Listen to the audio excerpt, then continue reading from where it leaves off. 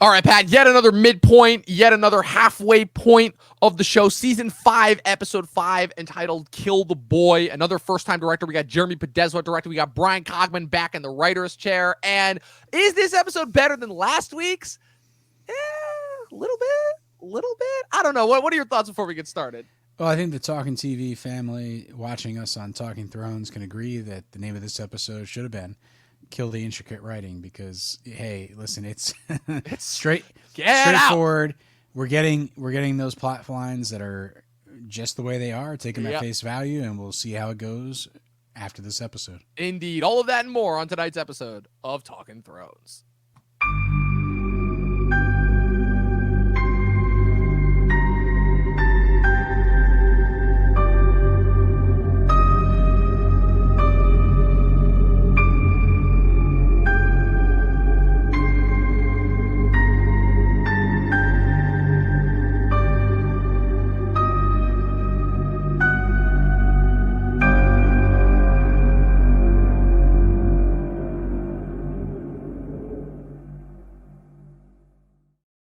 You know, Pat, it's so funny because this show is so ingrained in my head. Like, I've been doing this for so long. But we've been doing this show, I think, for a better part of a year now, because I just realized we completely surpassed we're roughly almost, I think, at our 1 year anniversary, too. If I remember correctly, we did this show, we started this back in April of last year, and now here we are a full year later, and we're only halfway through season 5. And the only thing that I have to say to that is, well, kind of in order to tie it to my previous point, I was talking on Luke's show. I was doing a Michael Bay ranking video with Luke last week, and I kicked it off and I said, on tonight's episode of Talkin Thrones, and I'm like, no, this is not Talkin Thrones. We are ranking Michael Bay on this episode. Oh, it was hilarious. Apparently, you were traumatized by your own podcast. I was so traumatized by my own podcast, but again, that's what it does to me, because I feel like I'm in an abusive relationship with this show now. I really am, because like I said, this was the point where back when I was first watching it, I immediately noticed in season 5 that something was off, something was wrong, I'm like, the intricate writing, all the awesome stuff that had happened, because I just come off of watching season 4 week to week, and that was probably the most fun that I've ever had with watching a week to week show. And then I get into this season and I'm like, something's definitely off. And now here we are all these years later, and I feel like I'm an abusive, because I love this show so much, but I hate everything that's going on here. I really, really do. Like, but don't get me wrong, there's some good that happens in this episode. I still like it better than the stupidity that we got in last week's episode. But yeah, like you said at the top, we are just getting rid of the intricate writing. We are just going for the moments here, and do all of them work? Maybe. We'll break that down in tonight's episode. Do you have anything to say before we get started? Listen, when I first watched this, I think I went with it. I think I was okay. Maybe season 5 wasn't the best, but you got Hard Home, you got a couple other cool moments, and then you move on to season 6 and things, get better. But I guess in the long run, now that I'm doing a podcast and I watch this, show in preparation of the podcast, and now I'm watching it like week to week to remind myself of what happened in each episode and really break down and analyze things. It's like, yeah, season 5 is just blowing us by. It's we're just getting through it. And, the only thing I have to look forward to now is the line I've been making fun of for I don't know how many episodes of this show. But Oysters, Clams, and Cockles, which I think we get next episode.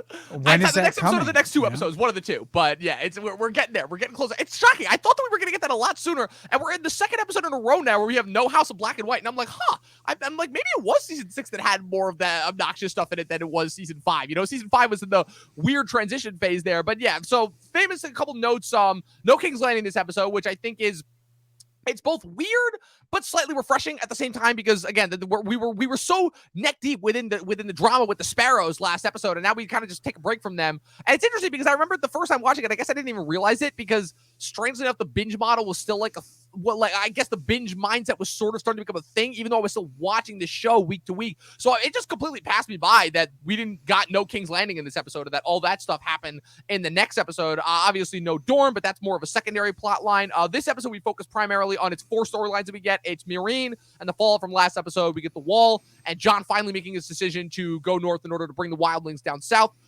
We have the North with Sansa and some very, very strange interactions that are happening there.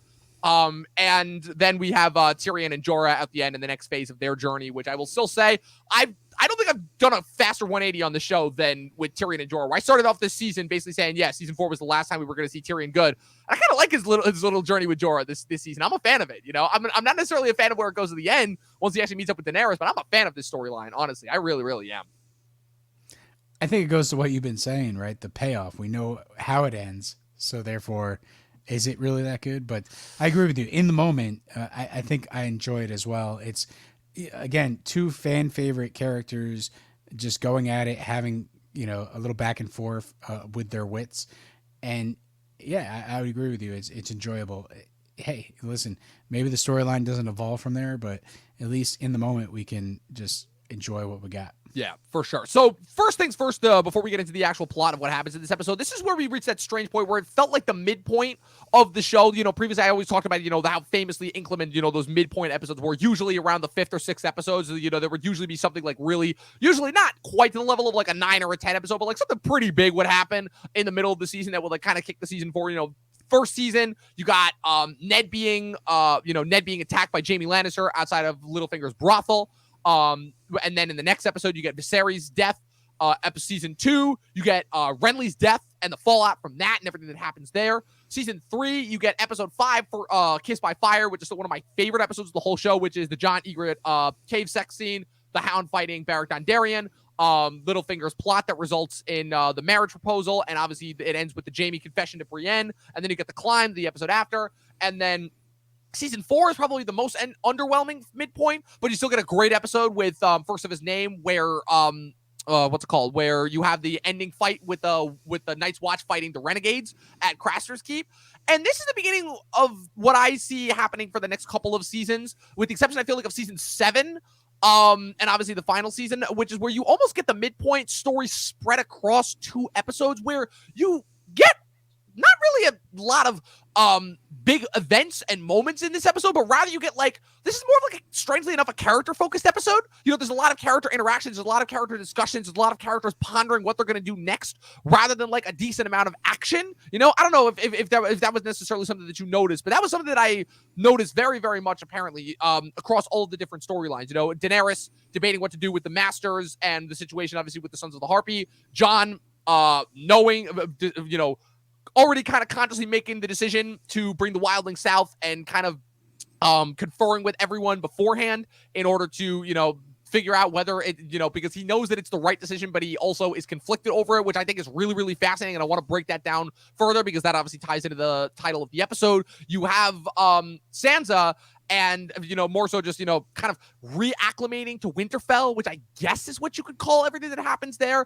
And then obviously the Tyrion stuff at the end, which is just, it's just great. I love everything that happens there. But again, it's Jorah and Tyrion just talking about like the history of Valyria and kind of, which is kind of like in a strange way, like the inspiration for all this. So I don't know if like that's necessarily what you got from it, but like, because we talk about Game of Thrones, you have the more action plot based episodes versus the more character focused episodes. And usually when we get like more of a character focused episode, it's usually a surprise and like a really welcome one. But I don't know, that it didn't feel like that was the case here, The thing I think is this season basically slows the pace down for the show. Season 4, we amped it up from start to finish. A lot of action took place. You had Joffrey's wedding pretty much right in the beginning. And then, just episode after episode, it really does pack a punch. Now in season 5, maybe the pacing has changed in terms of they don't include Bran the entire season. So that could have been something that took us into the past that took, really allowed them to slow down the show, but show us like cool fantasy elements. They didn't do that. They decided to kick that bucket down to season 6. So I think the pacing is where things are at, and it's giving us this breathing room to sort of be down on a lot of the storylines because we're waiting for actions to take place. Like Stannis is in, basically the keep still, just hanging out, and he's making his move at some point, but he just keeps lingering around. Like I feel like a lot of the shots of him is just like medium shots of him standing by a window and just hey, it's almost like in this episode. It's almost like in this episode, Stannis looks around and is a bit like, "Wait, I've been here how long? Oh shit, I got to get a move on." He literally is almost just like, "Yeah, I'm tired of just waiting around. Let's go." Yeah, but I feel like they've shot the same shot of him or reused the same shot of him, just like looking at a character and delivering some lines. And it's like, did they shoot them all in one day? Like, and they just didn't even move the camera setup. They just shot it and boom, wham, bam, we got Stannis for the season almost. It's one of those things where he's kind of in the same position when he's walking around and talking to these different characters. And it's a lot of my argument is that we need to get to the action. We need to get it to it faster, or we need to just, really get our senses, saturated with some cool fantasy moments. Like this is the moment in the show. Like we had, the children introduced last season. We saw the Night King a little more than we typically would. And now it's like, they basically pump the brakes and they're holding it all off. They're not going to give us any sort of primer. They're just going to hit hard home, and that's it. So like they could be teasing us in this first half of the season here, bring in some fantasy elements, give us some more backstory. Maybe we get to see Bran with the three-eye raven, get a little backstory to how the White Walkers were created, and really build up that moment where the shoe drops and we actually see the Night King in full action. But we get none of that. We basically just get our characters at a slowed down pace, waiting for them to take their next big actions. If anything, it makes Hardhome that much more, I feel like, of a shock to the system, because by that point, it's episode 8. You've been waiting 7 episodes.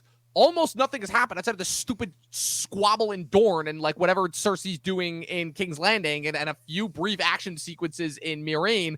And it's almost quite deliberately made as a shock to the system, where it's like you're just waiting for the entire thing. You're waiting for something to happen. And then all of a sudden, and the way that, again, it's framed within that episode is beautiful, where they just, boom, drop you right in the middle of it. You're like, holy shit, you almost don't even realize it's happening until it happens, which is part of what sells the effect of that. The downside of that is the fact that we have to spend so much more of this time with this plotting, just nonsense that we have to sit through that really just doesn't amount to anything. And I'm glad that you brought up Stannis, because that's a point that I wanted to focus on, because to me, this episode, like, we got the last couple episodes, of him like debating, with Jon at the wall. We had some great interactions, Jon learning from Stannis and impressing Stannis by continuously defying him and just going against everything that Stannis wanted. But to me, this episode is the beginning of the end for Stannis, because, and you can see it in this episode too, where Stannis is kind of marred from the experience in Blackwater, and you can almost see in his eyes this look of defeat, where obviously we know, we've been saying it since his introduction back in season 2, Stannis is a character of iron vitriol. He will not stop again, for anything, for anyone, until he achieves his goal. But you can almost see this look in his eyes where he's like, look, we're marching towards certain doom. We're probably not going to win, and I don't care. And I guess just the fact of the matter, and why I was kind of so dissatisfied by it, is because the Stannis character arc, for me, is supposed to be that of inclement triumph before destruction. Because the interesting thing is, so you have Stannis losing Blackwater, you have him deliberating over magic, but the beautiful thing about Stannis is that Stannis is one of the only characters in this entire friggin' series that actually, like, succeeds at what he wants, which is kind of, in a strange way, so satisfying. And if anything, it could only happen from a character like Stannis, because it's not really a character that you're necessarily rooting for, at least the Stannis in the books, versus the Stannis's arc in the show is that of complete tragedy. He loses everything. His entire family dies. He marches his army to complete oblivion. He fights a losing battle, and then at the end is killed off screen from a moment of revenge from a character that he hadn't even regarded. Like, there's just something really, really strange about why they decided to go that. And if anything, it's almost like Benioff and Weiss are aping Martin's signature style of having a character get screwed right when they're on the cusp of triumph. But it doesn't feel like it's earned, if that makes any sense. Like Stannis dying in the way that he does in the show doesn't make sense in the same way that, like, Ned Stark died or Robb died at the Red Wedding, And there's a reason why they have Stannis lose and die in the same episode that Jon gets stabbed. It's very clearly supposed to be a defeat for both of them. But if anything, like I said, I guess the confusion comes from the fact that in the books, that fate, let's call it, of a character achieving success before meeting their untimely, triumph, their untimely defeat, was supposed to be reserved for Jon, it felt like. There's a reason why they left the Stannis arc deliberately on a cliffhanger. So there's just something that feels really weird about Stannis' whole decision-making, where he almost makes that decision more so out of it's just like, okay, we just need to get this going as I march off to certain doom.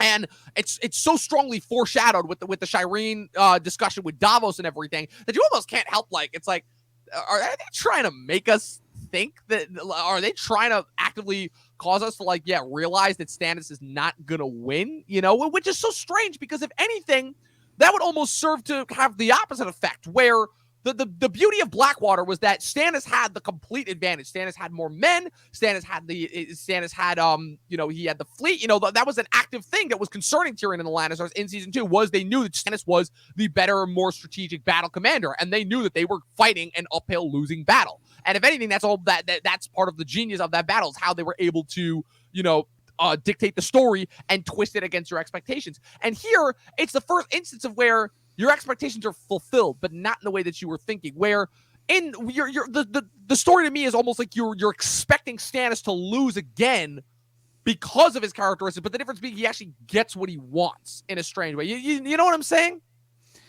I can venture to think that the big thing about Stannis is with Blackwater, he was this huge threat. And at that point, Tyrion's one of our favorite characters, and we're wondering, what is he going to do? How is he going to save King's Landing? Like, clearly, Joffrey is not capable of it. Cersei's not capable of it. It really comes down to Tyrion. So we got this moment where it's, Stannis, who has unrivaled power, facing Tyrion and having to use his wits to really save the day. And, unfortunately, Stannis doesn't win. He doesn't take King's Landing. He gets knocked off. And we spend, season basically 3, 4, and now 5, him really regaining his strength and getting a position of power. And now he's about to march on the Boltons. And this should be the moment where it's like, hey, he has a good strategy, a good plan. He might be able to pull this off. And then, obviously it backfires on him and he's taken off the board and no longer part of the Game of Thrones. But I think I agree with you that Stannis, at this point, when he's about to go and fight the Boltons, they're not building it up like he could do it, like he's a big threat.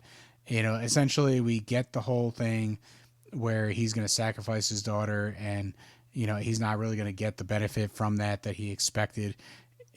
Essentially, if anything, it would have made more sense, I feel like, where if you're going to add the sacrifice in there on top of that, it would have made more sense for him to win. It's like, imagine if he sacrifices Shireen, she dies in that gut-wrenchingly awful, tragic sequence, and then he wins and takes Winterfell, but at the cost of his daughter's life. If anything, to me, that's way more fucking just twisted and gut-wrenching than what we got. Well, it could be that. It could be that, he takes Winterfell, but they could have developed a plot line where, the Boltons basically murder him in his sleep. There's so many things that could have taken place where it was like a bittersweet victory. Stannis seems to have gotten the upper hand, but obviously maybe now he's in a worse off position. Whatever the case may be, but like Stannis never really achieved that big level threat that we expected. As an audience member, he lost Blackwater, and it was just season after season after season of just, when is this guy going to come back and really become the threat that we know that he is? And we never got that. Yeah, it's deflated here in this season. Like, I'm rooting for him. I'm still rooting for him. I was rooting for him since minute one. Even when he killed Renly, I was like, let's go. Stannis is the only guy, back in the War of the Five Kings. I'm like, Stannis is the only guy that knows what he's doing. I'm like, Renly's a clown. He doesn't know what he's doing. Joffrey is more interested in like killing and torturing people than he is fighting this war. Balon Greyjoy literally just saw an advantage and took it. And Robb Stark is not fighting for this. I'm like, Stannis is the only guy that knows what he's doing, is confident enough, is skilled enough, is smart enough to be able to do it. So I'm like, obviously if I have to pick one out of those 5 guys, I'm picking Stannis, Yeah, and I kind of wish, I guess, if Davos is really the star here. Right. Because, he's trying to, be that advisor that tells Stannis what to do and what's right, what's wrong. And he has a really calm head on his shoulders. And that's what's really going to emerge from this storyline. Like, Stannis is really not the center of that storyline. Davos is, and Davos and his relationship that forms with Jon, later on, is essentially what's going to really emerge from the storyline and lead into, the Battle of the Bastards and some of the other future storylines. But, Stannis could have been a little more tragic in terms of the way that it ended up, in terms of the way that it was just presented. Like, I never really felt like he had everything at his fingertips, and like it got yanked from him, which I feel is the way that the storyline was aiming to play out. It just didn't feel like it was, Right. as you said, earned. It didn't feel like it was earned at all. Not at all. And so, yeah, if anything, like I said, we can end our Stannis spiel there and save the rest for the finale, because I feel like the finale will obviously be, the closing one. I mean, the other just baffling decision. So this is also, I feel like, more so part of the foreshadowing. It's funny because I meant to talk about Jon more so this arc, but we ended up talking about Stannis. He leaves his fleet with Jon? What? Like, to go and bring the Wildlings back? Like, that was the most unbelievable part of that thing to me, where it's like, so Jon, you have that amazing conversation between Jon and Tormund, which is just awesome from start to finish. Great acting, even though it's all exposition, and we get a lot of repeating lines. I love you. Like I said, this is the season where we just get a lot of repeating lines. Tyrion telling you, "Oh, I killed my father." Jon saying, "We got to get you guys south because the walkers are coming. Winter is coming." A lot of repetition, a lot of repeating lines there. But I love the line. I love the establishment of camaraderie between Jon and Tormund that happens there. The Maester Aemon bit, the whole thing of kill the boy. The last thing I'll say about Tormund is essentially Jon saying to him, like, you're just scared or whatnot. Whatever It's essentially Jon giving the same speech to Tormund that he gave to Mance, but I guess the difference being is that so Tormund has more to lose than Mance did. Like, but I think the thing is when Tormund goes, say that to me, when I'm not handcuffed, and Jon basically unlocks the handcuffs and says, "Have at it."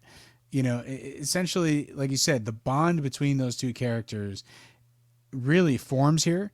They understand each other. They understand, like, what's in the past is in the past, and they have this future to think about. And if they're both going to survive, they're going to have to work together.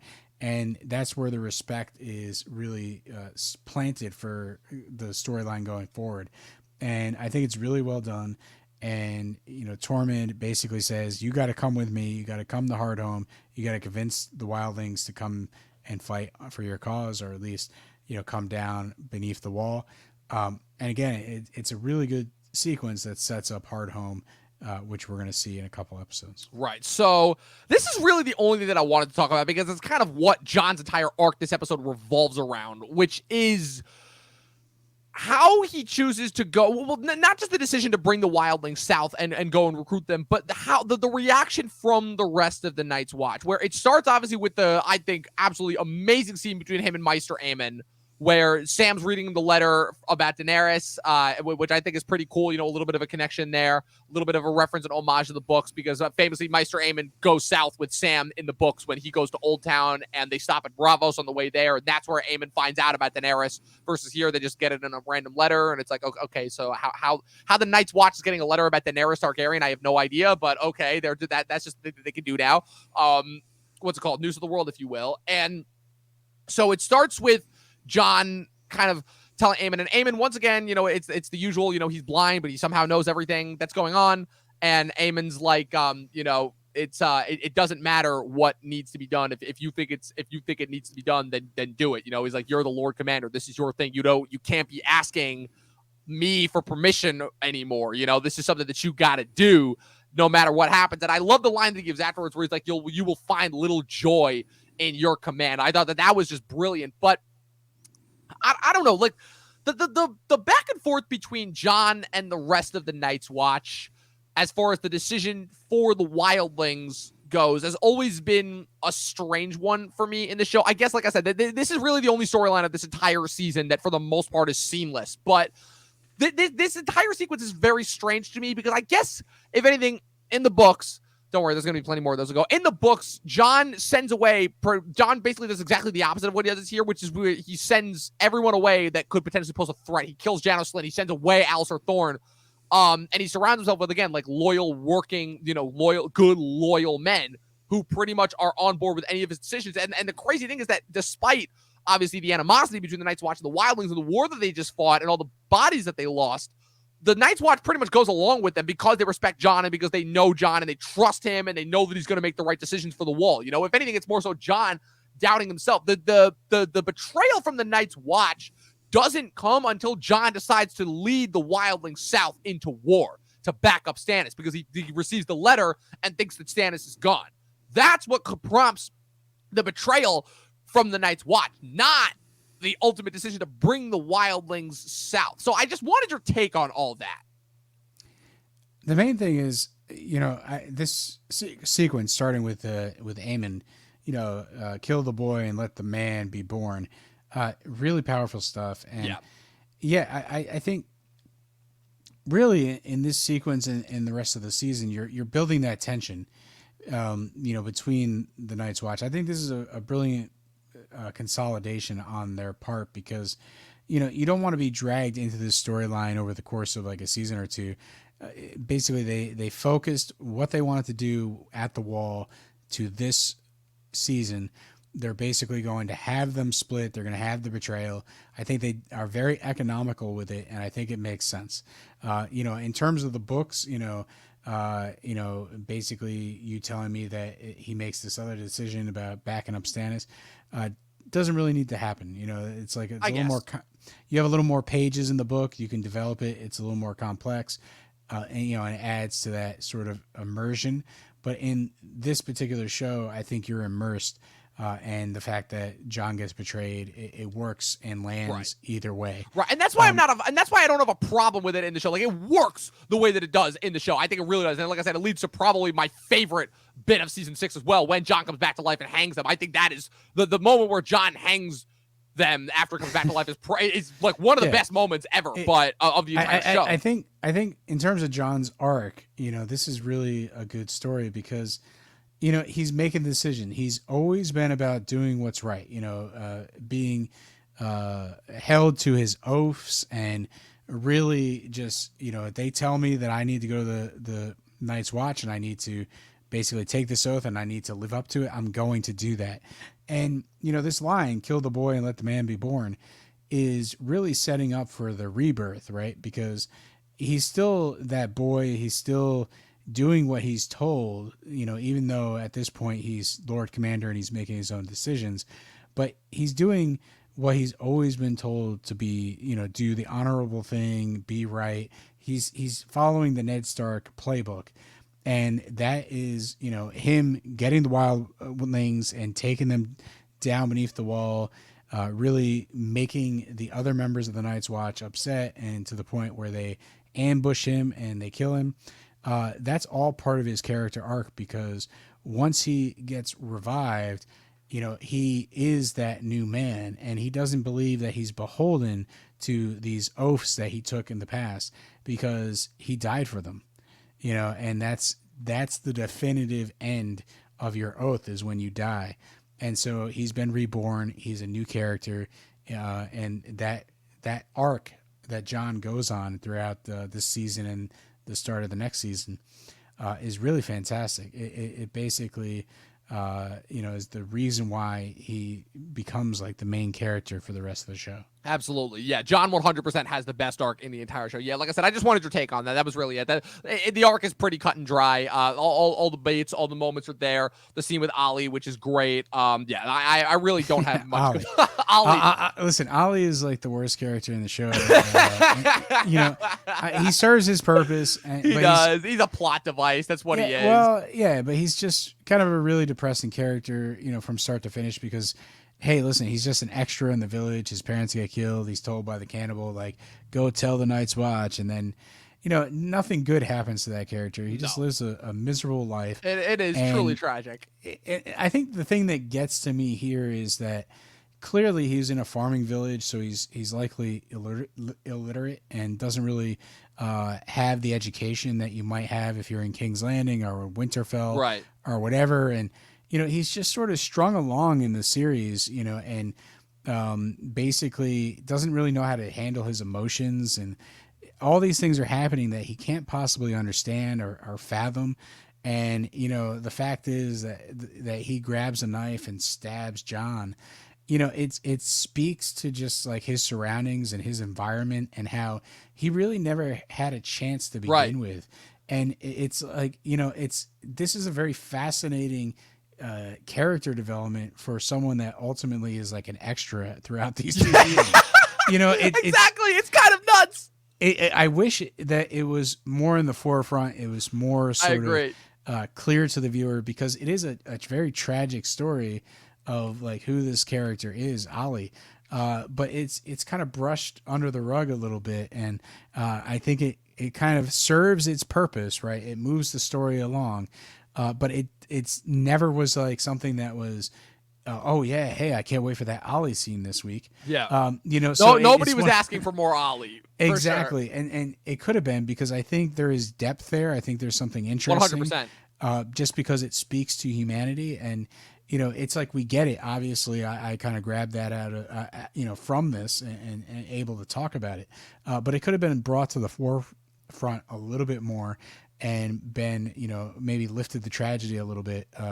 When he stabs Jon at the end of the season. 100%. Yeah. Let's get to what I called the weirdness in Winterfell. And the only thing that I really had here, because again, just everything that's happening in this stupid castle is just getting worse and worse. It's only going to get worse when we talk about it next week.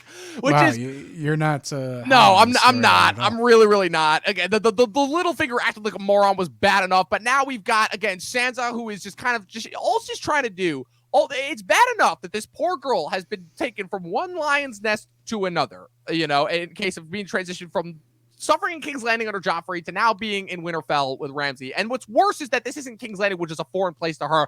This is her home. This is the place where she grew up. That's already bad enough. And it's bad enough that we already have the dramatic irony of knowing what Ramsay is capable of while she does not. That's already bad enough. And that's kind of already hanging over this entire thread to begin with, right? And the Littlefinger part of it all is already bad enough.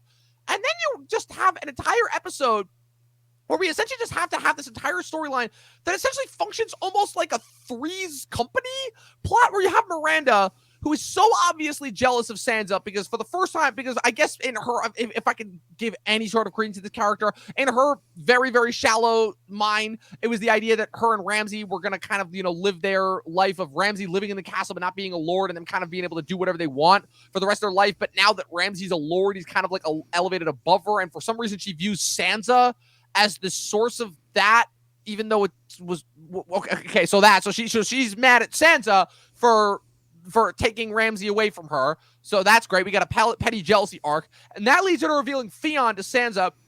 And then that leads to Ramsay parading Theon in front of her just to be like, oh, he can, walk you down the aisle at your wedding. It's like, get it? I'm the new Joffrey stand-in. Wasn't making that obvious enough. Like, the only thing that I had here is that it's not particularly disturbing. It's just weird and awkward. And Ewan Rand is a fucking brilliant actor who is doing his best to sell the shit out of this scene. Like, I will say the scene between him and Theon, when Theon reveals that Sansa saw him, was amazing. And it harkened all the way back to like their brilliant scenes that they had together in the last 2 seasons. But like, I'm lost, right? I'm completely lost with this specifically within this episode, because it doesn't really, again, like, it doesn't add anything to the Sansa Littlefinger dynamic. And we haven't gotten yet to the part where Ramsay is revealing himself. So it would have been one thing if this storyline served as more buildup to obviously, what Ramsay is going to do to Sansa in the next episode. But I gotta say, outside of the Theon of it all, it really doesn't,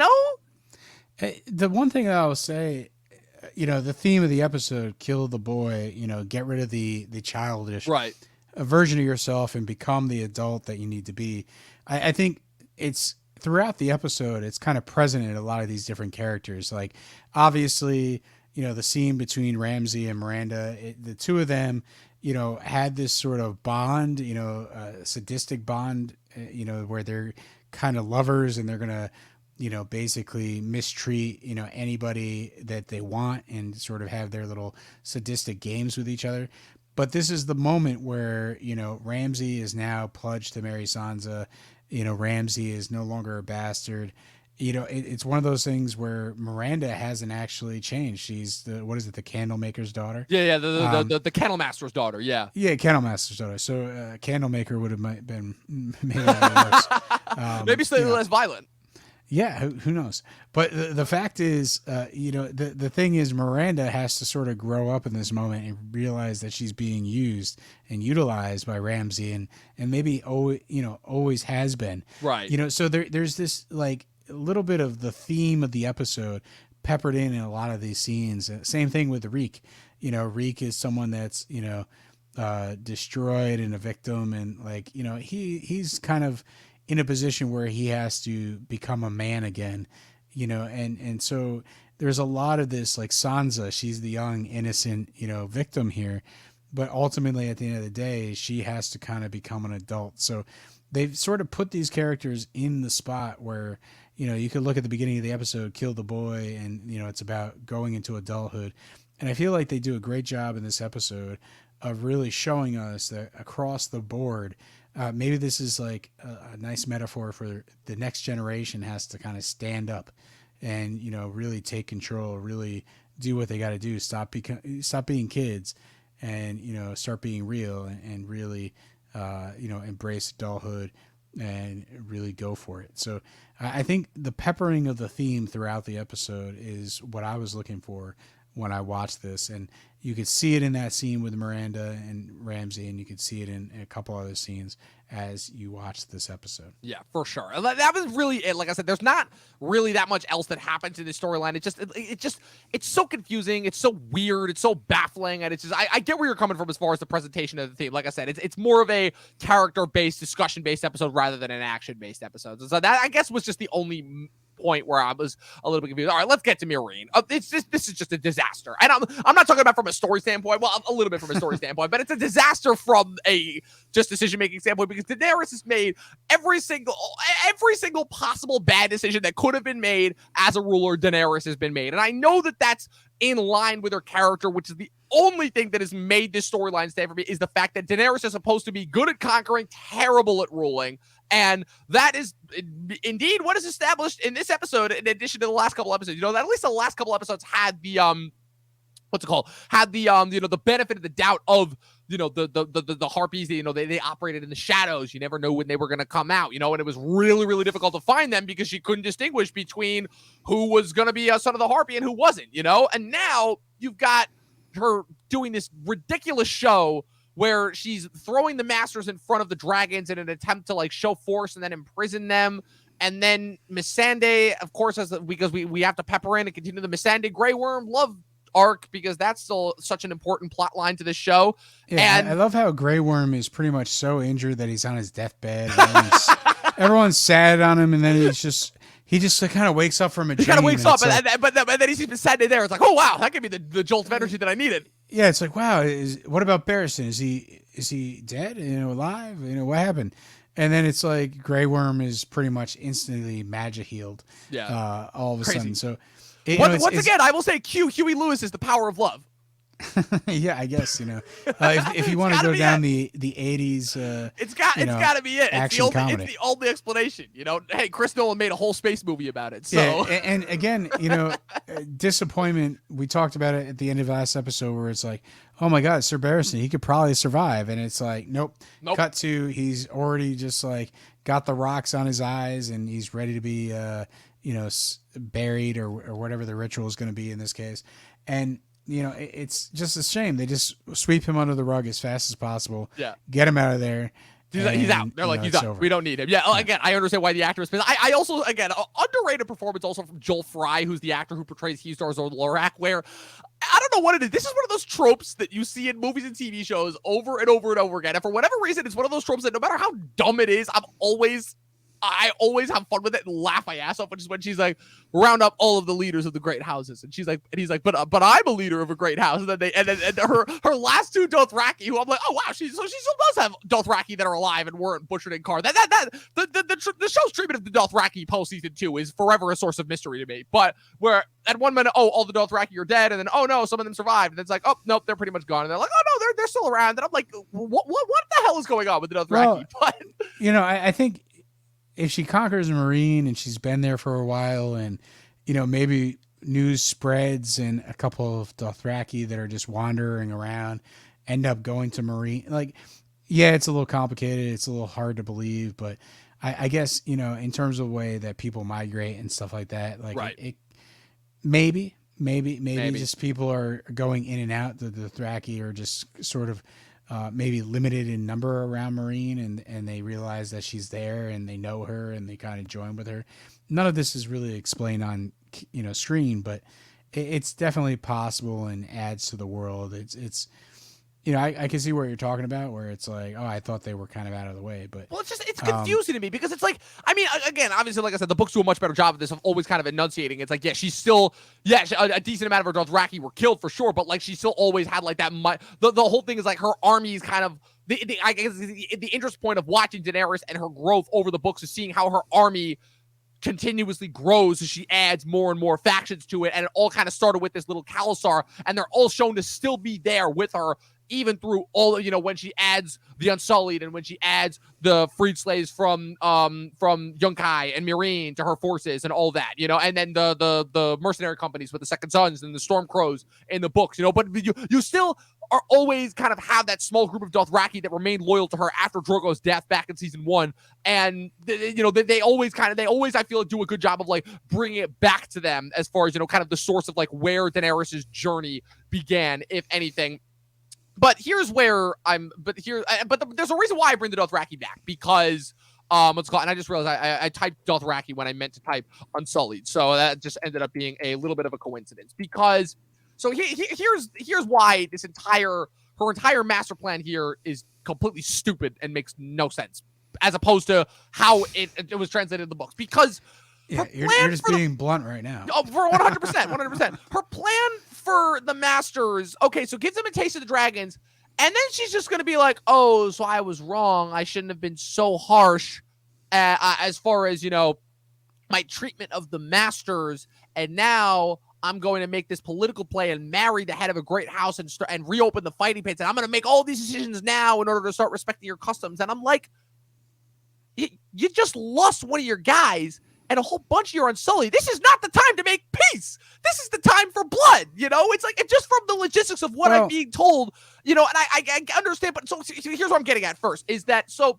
either way, no matter how it happens, like I said, between the differences between the books and the show, no matter how it happens, the point is to build up to the dragon pit so that the assassination attempt can be played out. Because at the end of the day, the assassination is supposed to happen at the dragon pit. Here's where the difference comes in. So this is so basically the whole idea behind it is that, like I said, the Sons of the Harpy are not attacking in force at all. Like I said, it's very, very minute, precise attempts so that you don't see them coming, and it makes it very, very difficult for her to keep track of. On top of that, in the books, you also have the Pale Mare virus that's going throughout the city. So on top of everything else that's going on, she's got the virus to deal with. So half her forces are sick and unable to do anything, and then you have the Sons of the Harpy on top of that. But the Sons of the Harpy are more of a shadow force. She's already married to Hizdahr too. Like, she marries Hizdahr like immediately in the books.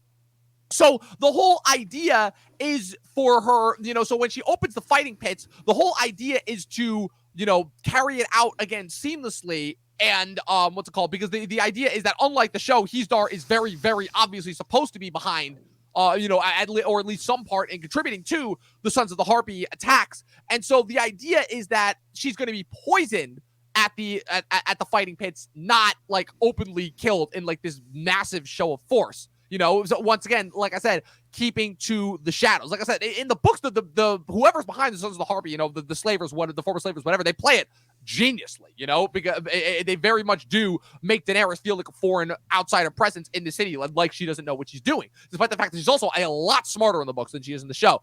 Here, it's the idea of her marrying Hizdahr is supposed to, and reopening the fighting pits are supposed to make peace, but then the impetus is that the whole thing was a construction to get the dragon pit open to kill Daenerys there with the open force with an army, because her Unsullied suck, when they could have just used poison to drag out the intrigue more. Either way, like I said, obviously the whole big thing is that the dragon arriving at the pit is obviously, no one could have expected that. But, and then also, so like I said, all of this could in theory work if, once again, it is revealed it's crazy, because they dropped the ball with this twice. First with the Doran Martell plot with Dorne, where it could be that Doran has this greater overall plan, which is why he doesn't want Ilaria messing around and messing up. And same thing where Hizdahr could be playing this really long game where he has been secretly against her and wanting her dead this entire time, possibly as revenge for the death of his father. And you could have this like really, really compelling arc, but then no, it turns out that he's just another putz that just gets killed by the Sons of the Harpy. So that's where like my confusion comes from, because I'm like, like I said, all this works if Hizdahr is in league with the Sons of the Harpy. That to me is what this all revolves around. And then when they don't do that, that's what kind of causes it to fall apart. And I'm like, what was the point of all of this? You know, I guess like I said, I'm left more confused than anything else by just because I don't understand the decision making with the storytelling here. You know?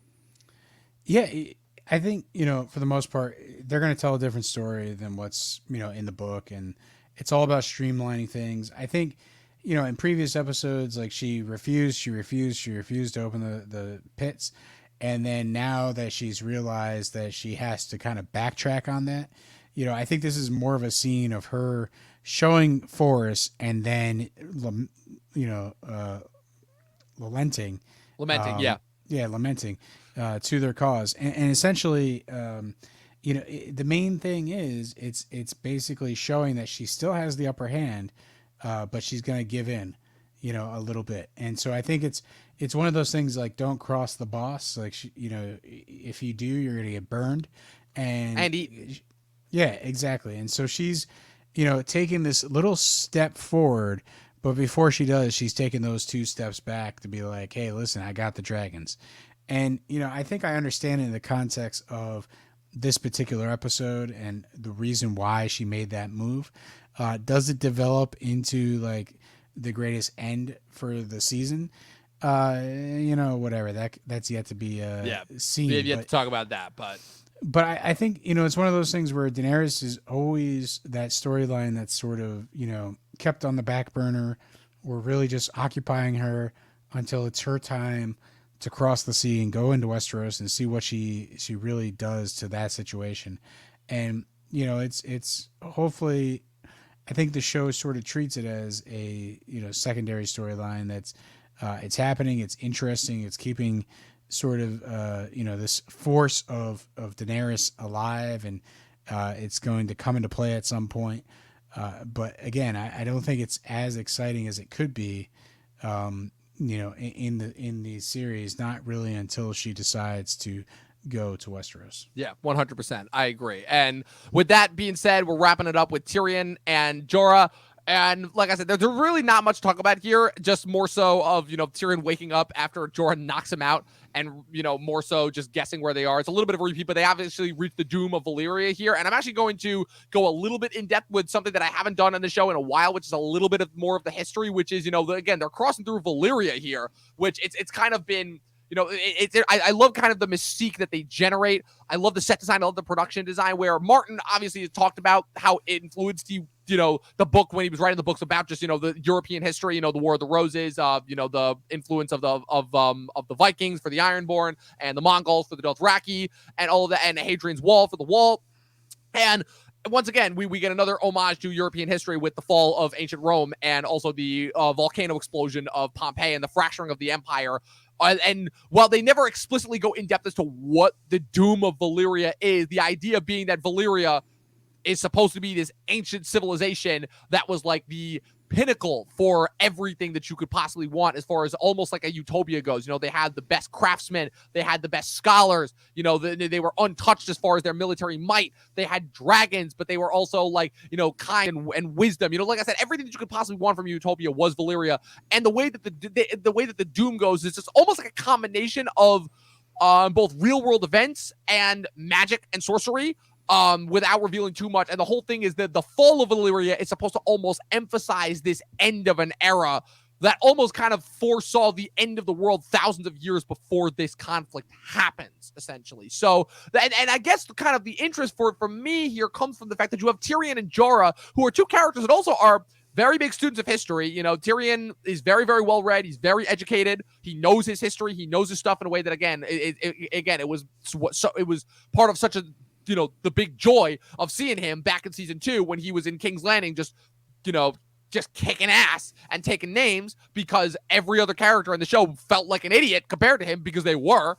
And what's it called? And you have Jorah, who's been essentially like kind of the source of Daenerys' homeland, and really Daenerys' only connection to her homeland for the longest time, and is because he is also this avid student of history. So you have like kind of some more bonding that happens here, and then you have the awesome moment of Drogon flying overhead, which is just a great shot that I love, which is it serves as a distraction for the stone men jumping into the water. And now, obviously, hold on, you mean the putties from the Power Rangers, right? I had a feeling that's where you were going to go with that. Right? Whatever they say, you know, it's like go Daenerys Rangers. Yeah, it's a little bit of. It's one of the weirdest characters like in the show because they only show up in Stone this Men? sequence. Yeah, and it's we never get them again. Yeah, exactly, and it's only to give Jorah, you know, the dragon scale, and then with the obvious the zombie cliche there, where it's like, oh, I'm untouched, but it turns out, oh nope, I got bitten, you know, and it's gonna slowly start to infect me as time goes on. It's very interesting. It's kind of, you know, I love the scene. I think, you know, the action that's going on, like first the splash in the water, and then all of a sudden someone jumps in the boat, and there's this whole action sequence where Tyrion gets knocked out, and it goes back and harps to you know, season 1 when he gets knocked out, and he's woken up, and you know, it's like, hey, are you all right? And we get the reveal that Jorah is not really okay. You know, I think the whole entire scene, like you said, the magic of Valyria and sort of this action with the Stone Men, really good. It's probably the best we're going to get in this episode, you know, because it has action, it has a little bit of the fantasy element. But I'm disappointed that the Stone Men don't really have a bigger role to play. Yeah. You know, I guess they're just lepers that are left. Yeah, that's the dead. problem. And this goes back even to the books as well, where the Stone Men are kind of hinted at, where grayscale is this deadly disease that if you don't catch it soon and treat it soon enough, like you're gonna eventually grow up and become one of these things where it eventually destroys your mind. And they make the decision. It forever baffles me why they make the decision to leave them in Valyria rather than just kill them. And also, it's like, because that raises so many other questions too, where it's like, so these Stone Men, they're just wandering around Valyria and they can just never escape. Like I said, it's just a lot of questions and a lot of unfulfilled stuff that I feel like is just not answered. But that's one thing I can blame that entirely on the book, because Martin just made no interest or investment in order to try and really expand upon that. So if anything, like I said, this is the only thing where they got 100% right from the books. Like, it is almost beat for beat taken from the book. I think it's a fantasy show, so you know, you need to really give us a Right. little bit of grounding, a little bit of backstory.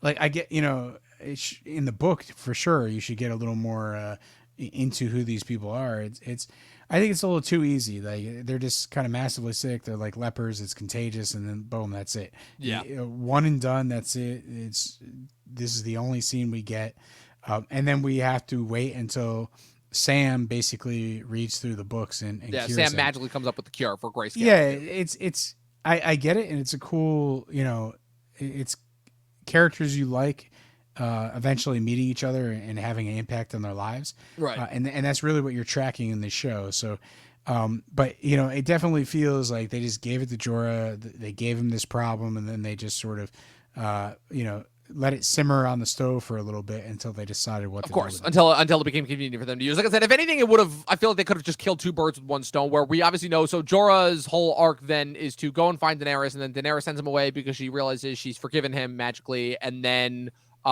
he goes and gets healed by Sam, and then goes back to Daenerys, and then he just dies protecting her and sacrificed himself for her. I feel like they could have just killed two birds with one stone, where they could have just, you know, he was dying from grayscale anyway. Why didn't they just have him sacrifice himself for her, like in Meereen, and die in Meereen, rather than just bring him all the way back to Westeros? Well, you just have to make Sam look awesome, you know. I guess that was. I guess, but I don't know. I was just thinking to myself, and I'm like, you couldn't have just. I'm like, I feel like you could have just solved this in like one thing rather than just dragging this out, you know. Don't get me wrong, his death is probably one of the only things that gets me through the last season, but yeah, you know.